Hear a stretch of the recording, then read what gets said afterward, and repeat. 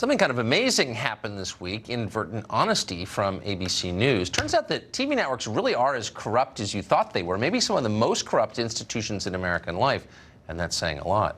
Tonight we have new information on the backstory about leaked video published by Project Veritas. It shows ABC News anchor Amy Robach discussing how executives at her network protected Jeffrey Epstein. Here's part of it. I've had the story for 3 years. I've had this interview with Virginia Roberts. We would not put it on the air. First of all, I was told, who's Jeffrey Epstein? No one knows who that is. This is a stupid story.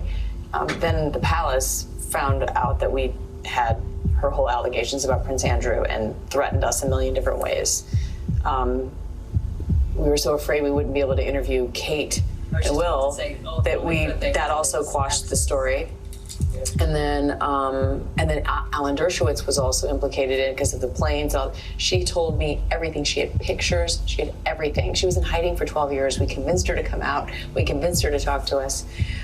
It was unbelievable what we had. Clinton, we had everything. I tried for 3 years to get it on, to no avail, and now it's all coming out, and it's like these new revelations, and I freaking had all of it.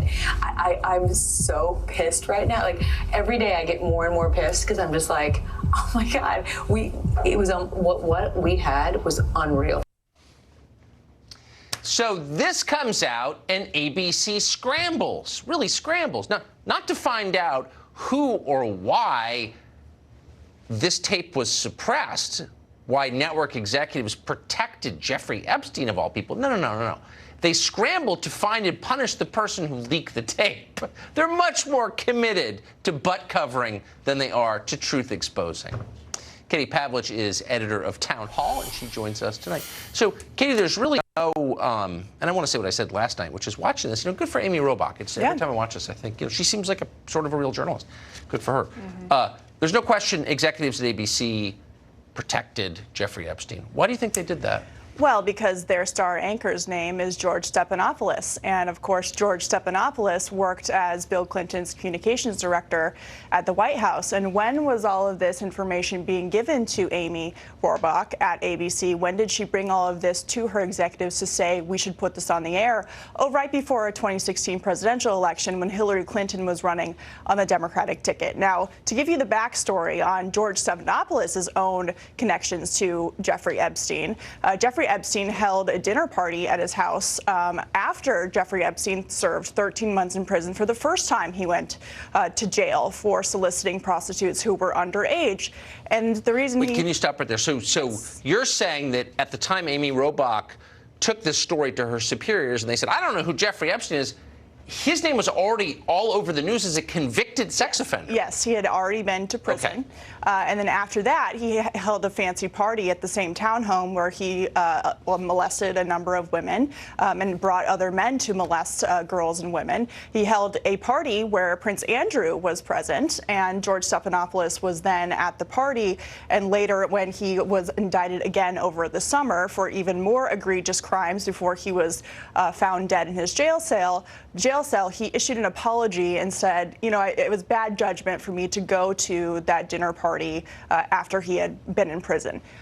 So this all comes down to the Clintons, George Stephanopoulos working at ABC, and the circle of connections that they have there in protecting not just the Clintons, of course, because that is something that they are willing to do for political purposes, because according to ABC's editorial standards, which we keep hearing about, the standards aren't about necessarily accusers bringing forward evidence on someone who had already been convicted of similar crimes, but instead of to protect political people and friends who are beneficial to them and who have very, very close connections to people on their network who claim to be leading journalists like George Stephanopoulos. But it's not just ABC. So the reaction has been fascinating in that MSNBC and CNN, both of which have media reporters, have essentially ignored this. Yeah, they're still not touching it. So why is Jeff Zucker and Noah Oppenheim, why are they covering up for Jeffrey Epstein too, in effect?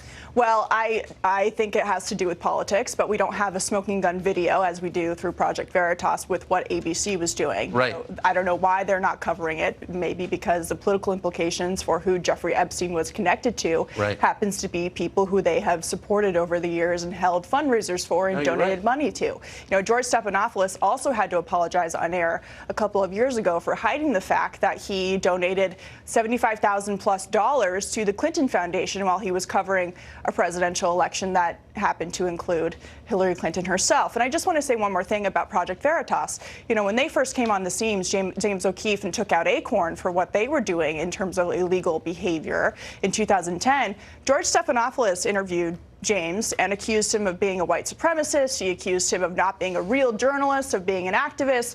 And then he proudly proclaimed that he was actually a real journalist after serving in the Clinton White House. And so that also has something to do with it. When the political hacks, when the hyenas say, you're not a real journalist. But I am a real journalist. How many news stories have you written? I always want to ask that. Like, you filed a lot of news stories, a lot of tough news stories, Mr. Morning Guy. Okay. Katie, great to see you. Good to see you, Tucker. Thank you. Jean Pirro is the anchor of Justice here on the Fox News Channel. She's also the author of the book Radicals, Resistance, and Revenge. What does she think of this as someone who has followed the Jeffrey Epstein case from the beginning? So, Judge, I want you to take like 3 steps back. What exactly is going on here? Jeffrey Epstein is dead, however he died. People are still covering up for him.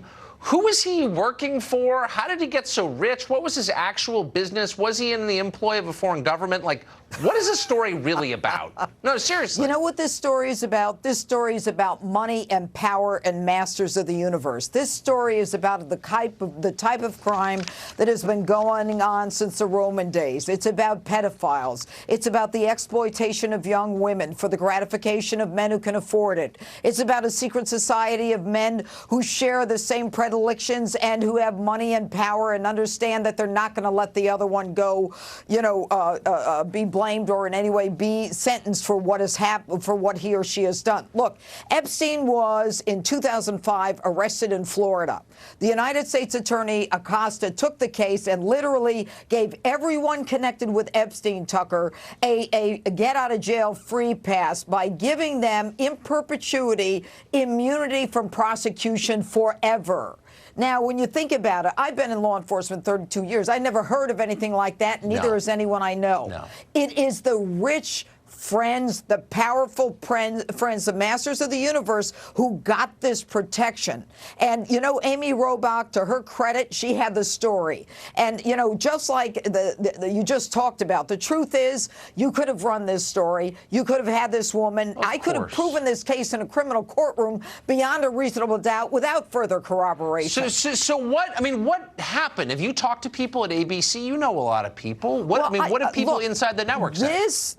My sources tell me that this thing was ready to air. It was in the can, Tucker. What does that tell you? That tells you it got approval, it got mid-management approval, and it was right at the end that it was pulled. That suggests to me that it was pulled from the top. And it was in the midst of a presidential race. Hillary Clinton had too much to lose. George Stephanopoulos had too much to lose. NBC is protecting Weinstein and Clinton. ABC is protecting Epstein and Clinton. She is the common denominator. She cannot afford to have her husband in any way upset the one thing she wants in this world, and that is to be president.